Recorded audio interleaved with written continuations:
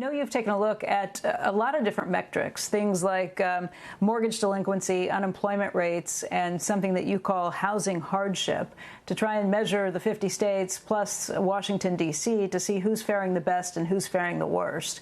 How, first of all, did you come up with these metrics, and what is housing hardship?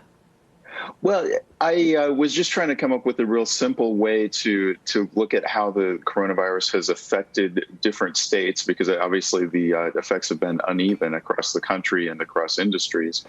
And so this is a nod to the old misery index, which was just two metrics, unemployment and inflation. So instead of inflation, I substituted mortgage delinquencies. So I took a look at state-by-state unemployment and state-by-state mortgage delinquencies. You know, the list is an interesting one, and maybe because the ones that have fared worst on the list, states like Nevada, Hawaii, Michigan, New Jersey, and Rhode Island. Some of those states I would expect to be there, like Nevada and New Jersey, because they've been hit so hard by COVID. But it's not necessarily the states that had the most cases of coronavirus that fared the worst here. How do you explain that? Right. Well, in fact, Nevada has not had many COVID-19 deaths and hasn't been hit hard. But Nevada and Hawaii both fared the worst in April and May, the 2 months that I've looked at. And that's more about the structure of their economies. Those are both very tourism-heavy states, and there was really no tourism in April and May. And so Nevada's had 25 to 28% unemployment over the past few months.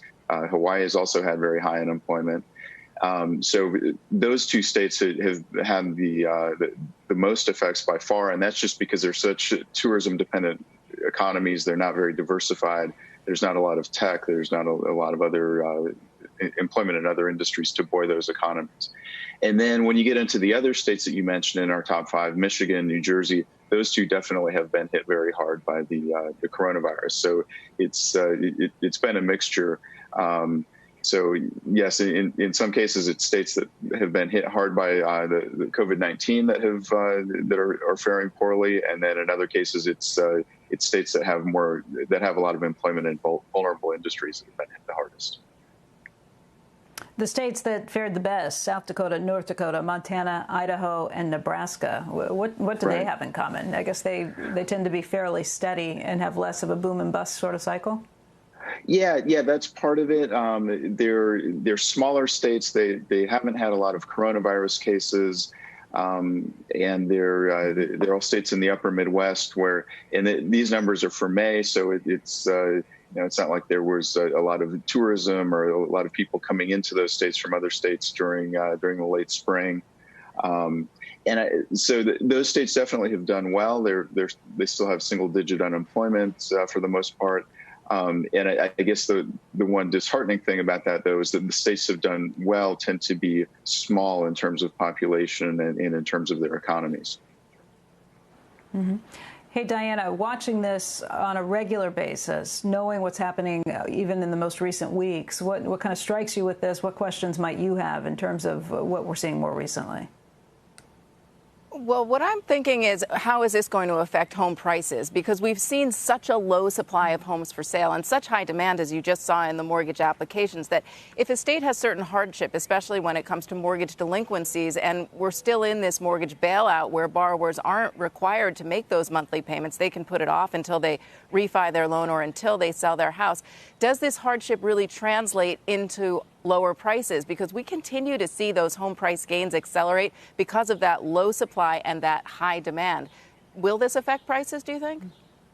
Well, you're right. Nationally, we have seen home prices hold up surprisingly well just because of that supply and demand equation that you talked about. The supply of homes for sale has gone down, but the demand of homes has not gone down as much. So we're still seeing bidding wars. We're seeing prices go up.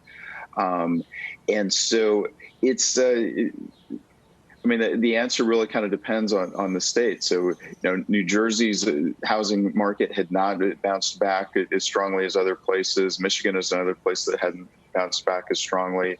Nevada had been seeing a lot of demand from Californians moving into the state to take advantage of lower home prices in Nevada. So Yeah, you're right. We're not going to see foreclosures in the near future, but certainly a state like Nevada or Hawaii that's got 20% unemployment, it's that does not bode well for the housing market in those states, and presumably in other states it won't be as severe.